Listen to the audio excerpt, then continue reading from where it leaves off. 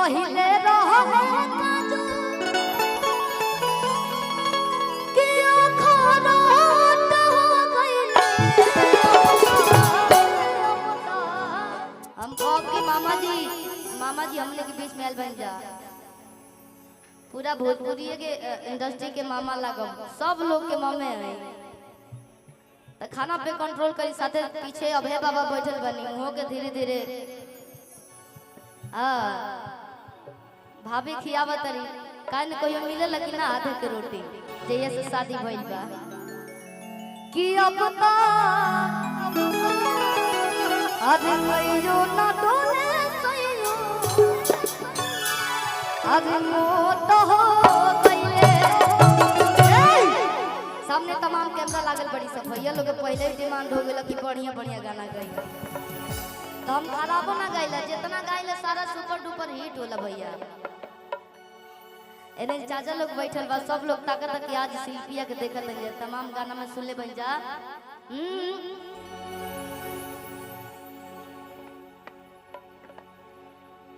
कि पातर कोरे होया बोले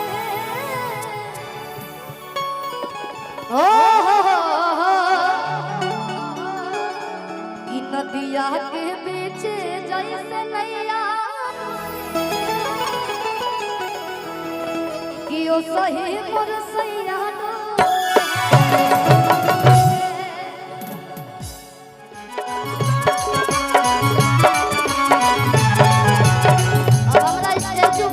खाली आगावे के गाना।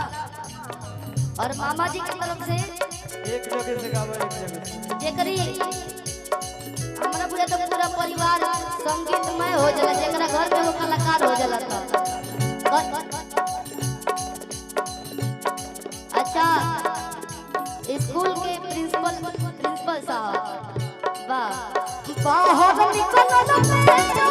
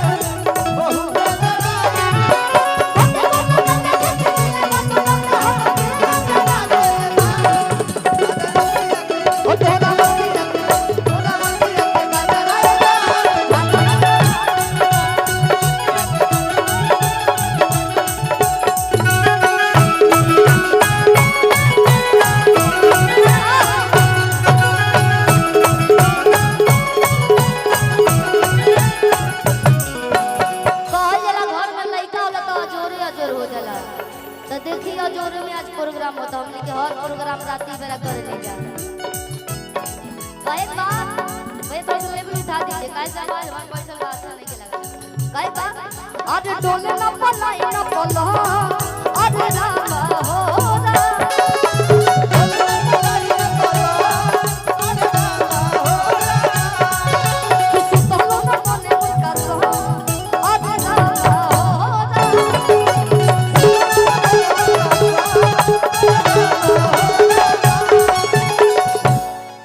पहिले रहे कि जो रोट हो गइले कि पहिले रहे जो रोट हो गइले पहिले रहे जो रोट हो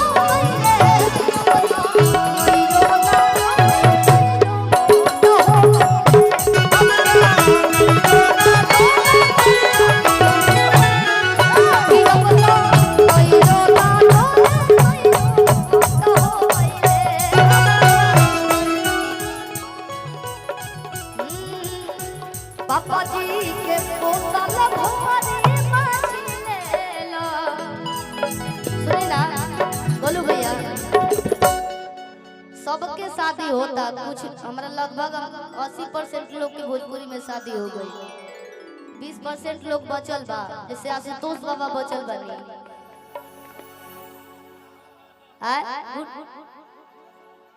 बिका गया ना बस, तब मिलल बढ़िया दाम मिलल बाकी ना पड़े। दामे से शादी हुई का आईपीआरएस के पैसा से तो लोग लाल हो गइल। आ तिलक में 4 गो गाय तका गानवा के लिए तनी जोर से आला कर लो कि ये राजा जी एगो खून कैला कि अपने ही हाथे हमर खून कैला कि बिना सबतिया के रहना सकेला कि हमारा के झूठा हो तू झांसा में रखेला। अरुण भैया, चंदन भैया हीरा मोती, हाँ हीरा मंडी, क्या बात है, हीरा मंडी मैं शिव की कमाई वाला रोटी कि बिना सबतिया के रहना सकेला भैया कि हमारा के झूठा हो तू झांसा में रखेला। अरे जिंदे नहीं देखे के पड़ता कि एक से निक चली जैती दक्षिण घाटी कि एक बार दिल के सुकून कैला कि ये राजा जी एगो खून कैला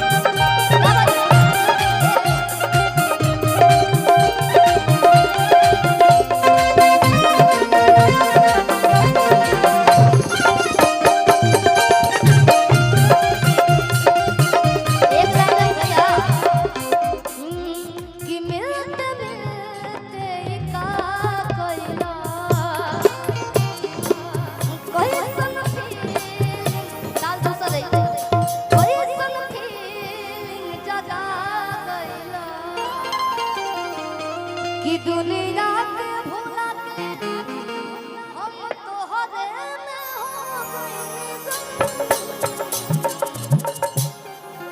कि जो मेरी रूह को चैन दे प्यार दे